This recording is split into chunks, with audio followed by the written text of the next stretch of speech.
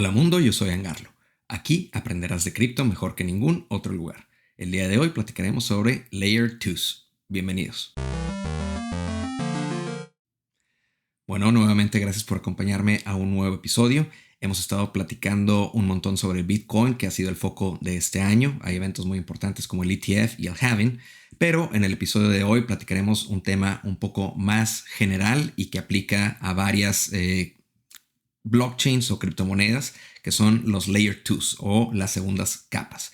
Antes de entrar en materia, te pido como siempre tu like, tu subscribe y que compartas esto a la gente que tiene que llegar para que este proyecto siga creciendo. Bueno, ¿qué es un Layer 2? Al final, un Layer 2 es, como lo dice en el nombre, una segunda capa. Es en el caso de blockchain, es una blockchain separada a la blockchain original o al Layer 1 y que tiene como intención el darle más potencia, escalabilidad y velocidad a la red original. Entonces, a ver, ¿por qué surge este concepto? Bueno, sabemos que Bitcoin, por ejemplo, opera en un esquema finito de 21 millones, opera en un esquema de consenso que se llama Proof of Work, en donde están todos estos miners compitiendo por tratar de descifrar este acertijo criptográfico que ocurre cada 10 minutos. Pero también sabemos que como ocurre cada 10 minutos y ese consenso se logra cada 10 minutos, no es una blockchain muy veloz. Y ahí está el gran debate de, oye, pues sí, será un muy buen mecanismo de almacenamiento de valor porque no puede haber más de 21 millones de bitcoins, pero ¿puede realmente ser un mecanismo viable para transaccionar? ¿Tú crees que alguien que va a una tienda y paga con, vamos a decir, con Bitcoin en ese Layer 1, en esa blockchain de Bitcoin, va a pagar y el comerciante o la persona que está esperando ese pago se va a quedar 10 minutos con los brazos cruzados esperando a que esa transacción sea verificada por el blockchain de Bitcoin? Pues no. El segundo problema es de que esa latencia de 10 minutos, pues obviamente no es buena, pero también el tamaño del bloque que contiene transacciones que han ocurrido en esos 10 minutos y que se certifican en ese blockchain, bueno, ese tamaño también es finito. Y también en la medida que Bitcoin se vuelve más grande, la cantidad de transacciones que va a caber en ese bloque van a ser menos y se pronostica que sean más costoso el operar en esa capa tan segura, tan distribuida y tan incorrompible como lo es Bitcoin. Entonces, si empiezas a pensar eso, empiezas a preocuparte y decir, bueno, no, pues esto no va a ser escalable, no va a ser algo que vaya a funcionar. Pero después te pones a pensar en cómo operamos al día de hoy con las tarjetas de crédito, con los bancos y demás. Tú cuando mandas a alguien un PayPal o un Venmo o un Zelle o lo que tú me digas, cualquier tecnología, realmente estás utilizando a una compañía que no está en la capa base del sistema bancario. La capa base del sistema bancario son los bancos centrales y las reservas de cada país, y ahí es donde se hacen conciliaciones y demás. Y después están los bancos privados, en donde también existen mecanismos para, a través de los bancos centrales, hacer estas settlements o consolidaciones de cómo se ha movido el capital. Y después ya tienes estos servicios de PayPal y de Venmo y de Zelle y demás, que lo que hacen es, entre ellas, llegar a un acuerdo, a un settlement, en donde dicen, sí, yo conozco a esta persona, yo sé que tiene tanto balance, yo sé que tiene tanto riesgo que yo apruebo, ya yo sé dónde vive, yo sé demás, entonces ahora le voy a aprobar esta transacción, pero tras bambalinas yo espero que el banco me pague, yo espero que ese banco, si fue una transacción internacional, luego mueva el dinero de un lado a otro y que de este banco central ese settlement o esa consolidación se pueda materializar. Bueno, en el caso de Bitcoin, esto está apenas desarrollándose. La tecnología de blockchain, la tecnología de Bitcoin lleva 15 años en funcionamiento. Es esta capa base o le llaman Layer 1. ¿Por qué es Layer 1? Porque es la primera capa que tiene esta blockchain. Es la finalidad de transacciones ocurre ahí, en esa capa número 1 de Bitcoin. Ahora, considerando esto y considerando que tenemos ciertas limitantes para escalar la solución y para que pueda haber muchas transacciones más rápidas en estas transacciones, en estos blockchains. Hay compañías y hay gente que se ha puesto a pensar, bueno, entonces, ¿cómo hacemos para resolver esto? Y la solución es justamente dejar en paz a la capa 1 de la blockchain, en este caso el blockchain de Bitcoin, dejarlo en paz con su tamaño de bloque, dejarlo en paz con su ritmo de 10 minutos y dejarlo con la seguridad tan grande y tan inquebrantable que tiene al día de hoy. Y para resolver, en realidad, más bien hacer una capa encima de Bitcoin, un layer 2, que es el foco del episodio de hoy. Esta segunda capa se apalanca de cierta capacidad de scripting que tiene la tecnología de Bitcoin para poder inyectar código y que de esa manera básicamente pueda escalar y pueda haber más volúmenes de transacción. En el caso de Bitcoin, tú tienes que saber que la Layer 2 más popular que existe al día de hoy se llama el Lightning Network, que básicamente es una red en donde, aparte de Bitcoin, aparte del blockchain de Bitcoin, este Layer 2 es una red que opera dentro del ecosistema de Bitcoin, pero lo que hace es abrir canales en donde hay un cierto tope o un cierto volumen de Bitcoin que se puede transaccionar. Imagínate que tú vas a un bar y tú puedes abrir, más bien pagar la cuenta completa por cada cerveza o cada trago que tú pides. Bueno, pues eso sería muy no problemático, pero sí tardado y estaría el esfuerzo de estar pagando, consolidando y demás. Bueno, ese sería el equivalente si lo estás haciendo en la capa de Bitcoin. El equivalente de hacerlo en la capa de Layer 2 o en el Lightning Network es que tú le dices al mesero, oye, quiero abrir una cuenta. Y pues ¿cuánto te van a permitir poner en esa cuenta? Estoy seguro que si pides $100,000 en productos en un restaurante, te van a decir, no, espérate, aquí la cuenta es por a lo mejor $500. Y si te pasas de eso, tenemos que cerrar la cuenta y luego abrir otra o algún tipo de límite te van a poner.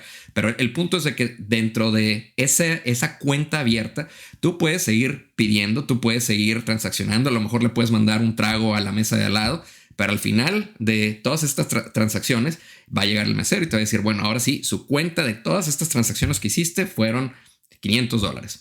Ok, lo mismo ocurre en el Layer 2 del Lightning Network en este caso, en donde el Lightning Network tiene canales que permiten hacer entre muchos participantes muchas transacciones muy veloces de Bitcoin y luego ya el balance final de cuánto Bitcoin tiene este receptor y este emisor de este canal.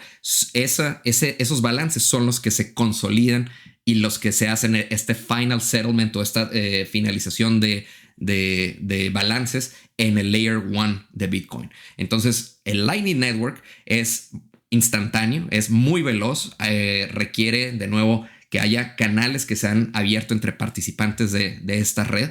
¿Y qué significa? Que, bueno, es una solución muy viable para poder escalar y para poder tener volumen en una red que de otra manera no lo tendría. Pero la contraparte es, bueno, dado que es un Layer 2, dado que es mucho más veloz, dado que hay ciertas limitantes de tamaño por canal y de los participantes que están en esos canales, un Layer 2 nunca va a ser igual de seguro que un Layer 1. Bitcoin es el más seguro, es el que opera con Proof of Work, es el que toma un poco más tiempo con 10 minutos. Entonces no es igual de rápido que el Lightning Network, pero no tiene las limitantes y las potenciales pues vulnerabilidades o flaquezas tecnológicas que a lo mejor un Layer 2 puede tener. Entonces ahí es donde te pones a pensar en el futuro, y en el futuro de Bitcoin en particular puede ser parecido a cómo operamos con la banca al día de hoy, en donde solamente transacciones muy importantes, muy grandes, que requieren básicamente seguridad y que no deben de ser sujetas a ningún tipo de riesgo, son las que ocurren en esa capa Layer 1 de Bitcoin, que es más costosa y más lenta, pero más segura y más descentralizada y más robusta. Aquellas transacciones que son pequeñitas e instantáneas y que no son tan importantes y que la seguridad es secundaria, a lo mejor sí te importa, pero no la misma seguridad y garantías que tiene Layer 1. Tú te quieres comprar un Starbucks y vas a pagar $4. Bueno, eso, el equivalente en cripto, esos $4 que van a ser no sé cuántos satoshis, van a ser a lo mejor 400, 500 o lo que sea de satoshis.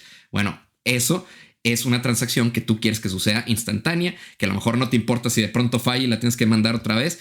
Es una transacción que puedes hacer en un Layer 2. Y de pronto hay compañías como por ejemplo Strike es una de ellas que para pagos internacionales, para pagos de tarjetas, para pagos y movimientos instantáneos de Bitcoin, lo hace a través del Layer 2. Tú ni cuenta te das. Sí te permite hacerlo también en Layer 1, pero la opción normal y la opción más rápida y como están haciendo este tipo de transacciones más cotidianas es dentro del Layer 2 del Lightning Network de Bitcoin.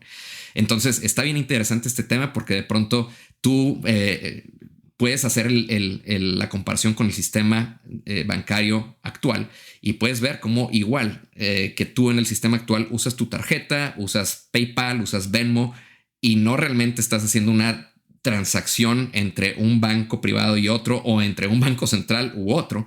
Para eso están los wires, para eso están los mecanismos que tienen los bancos centrales de consolidación diaria y a veces toma tiempo, es mucho más de 10 minutos, eso te lo puedo decir yo. Entonces, así como está ese mecanismo, acá también no van a estar Venmo, PayPal y demás, van a estar los equivalentes como Strike y otras compañías que utilizan un Layer 2 como es el Lightning Network y después la consolidación final ocurre en la red más segura, que es la red de Bitcoin, que no es tan rápida, será en cada 10 minutos, pero ese es la consolidación o el settlement final.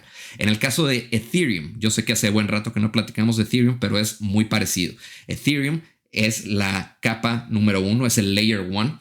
Y luego existen algunas alternativas de Layer 2 de Ethereum. Hay una que se llama Optimism, hay una que se llama Polygon, hay una que se llama Avalanche. Sí, es Avalanche, Optimism, déjame veo, Arbitrum es la otra. Entonces, estas son diferentes empresas, cada una tiene su propio token, su propia moneda que transacciona en esas redes de Layer 2, pero la intención al final es justamente eso, es velocidad y escalabilidad para no congestionar la red de Ethereum, que es un poco más cara y más lenta, pero mucho más robusta. Entonces ahí te dejo ese tema, es bien importante que lo conozcas por lo menos y que entiendas que están estos participantes, que están estos mecanismos para poder escalar blockchains más allá de sus capacidades iniciales y que eso está perfectamente bien. Inclusive así es como funciona el sistema bancario